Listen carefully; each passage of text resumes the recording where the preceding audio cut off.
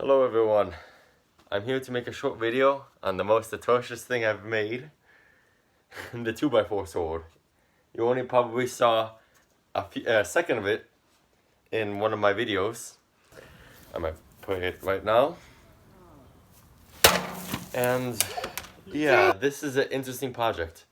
I literally just took a 2x4, I started shaving it up to make it beveled in some way, just to lighten it up.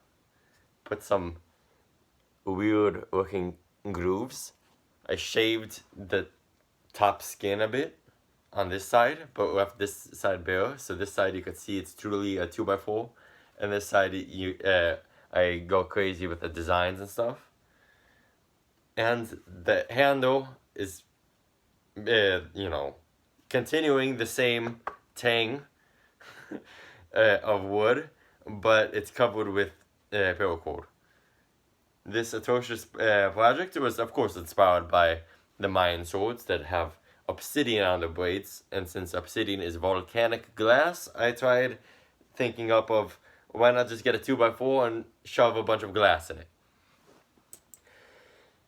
And it was a fascinating project, but it gave me some data because I tried to, make a pommel. If you look at the pommel right here, this pommel, it has a swell right here, so you could put it in your hand, and then it goes forward, kind of like the shashka, but I tried to put, it more, like a, 90-degree angle kind of right here. Not exactly 90, but a bit similar to it. And the whole thing, when I was cutting it out, the underside, that's all melted paracord on the wood to burn the wood down. Instead of using the grinding stones, the whetstones, to sand it down, because I have those to sharpen my regular swords, I decided to melt the gray paracord, which has a drippy effect, because I know if you melt purple paracord, it has a very flare to it, but the gray one, this grayish near white, has a drippy effect. Same, I think, with black. And then I just wrapped it, and then I noticed that this paracord, it tends to want to slide up and undo itself, because once it goes up, there's nothing stopping it. So it, because the upper side is smaller than this side, so that's why I then drowned each of these sides with the glue. Even though these sides are very nice, but the index parts, it looks pretty ugly with all this melted. I don't know what comparison you want to describe it with other than glue. You could go free with that. But yeah, I tried to make a type of, it's kind of like a Viking style grip, and it's kind of how the blade kind of turned out, because it's like that.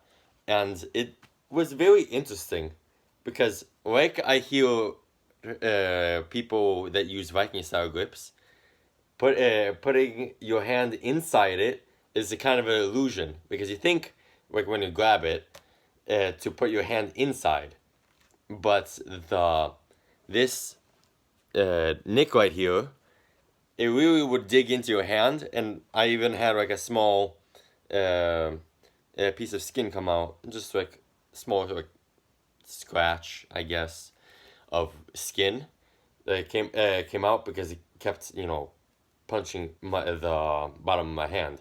So I realized what other people have thought of how to hold a Viking sword. Hold it by the pommel, and this is actually very interesting, because it is a very powerful flick, which is pretty interesting. But the next thing I want to talk about other than creative designing of the hand, which led it to be more Viking, but the how does the edge work? Because this is just broken glass, and then you glue it in there. Right now, I have no glass for the majority of the edge up here, and here it's like it's still pretty dug inside the bevel, but it's not outside the bevel.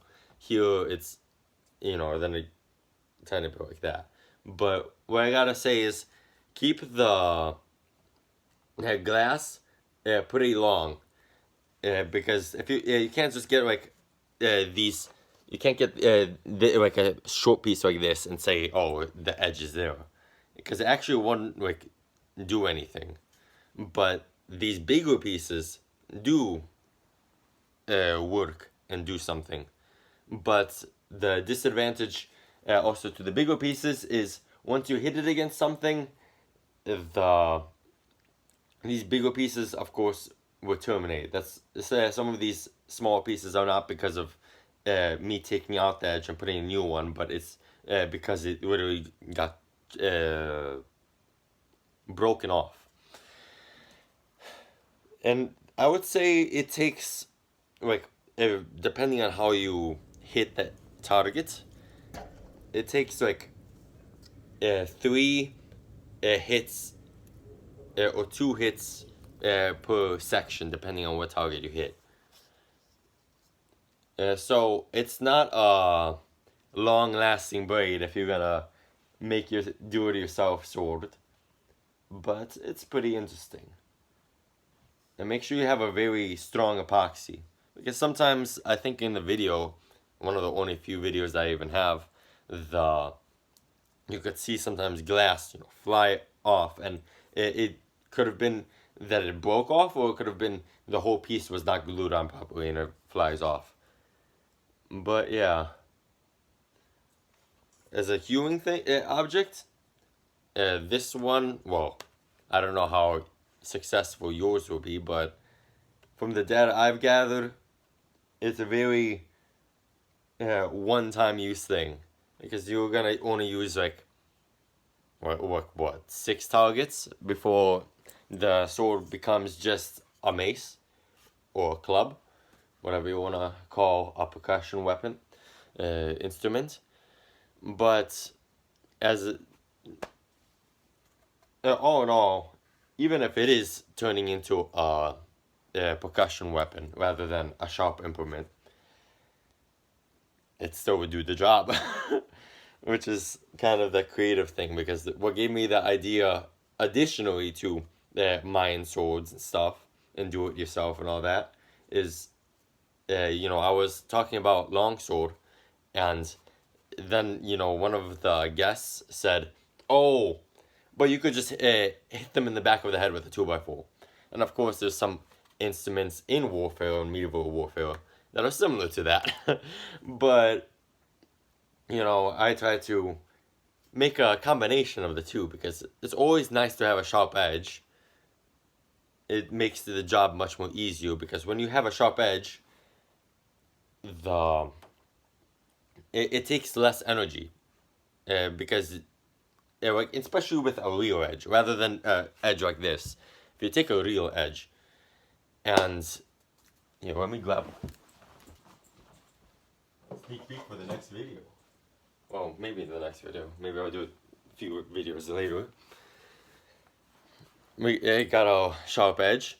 You could draw, if it's just laying on the target. You could go through the target with just a small flick. And then you could just stab easily, while something like a percussion weapon, you need to charge up your percussive force. While for the sharp implement, you just need enough energy to get it going to do the job it needs to do. And then the blade, the sharpness, does the work for you. So yeah. It's always nice to have a sharp implement, because you could also aim multiple places, because even if you've seen police reports, if you hit someone in the hand, the arm, you can even see it in the fencing videos. If my arm, there was already the marks from last week, and they're still there. You know, I was pretty badly hurt. If I actually release some of the footage, which I don't think I will, because the it's a bit bloody. I think I released the footage on my Discord, but the when you are hit in the arm and the leg, you feel it, and then the victim who gets hit in the arm or the leg, they get maybe more angry, or they tank it through like I do, and then they could continue on. Well, what really stops someone is really hit to the head, which, if you have a percussive weapon, only have one target. While if you have uh, a weapon that could hew, or a weapon that could cut, slice, and maybe even stab, you have more targets. So yeah, I just wanted to explain a tiny bit of my homemade sword, and how it's pretty interesting. How you could just make your own sword just out of everyday materials, and it's somewhat effective.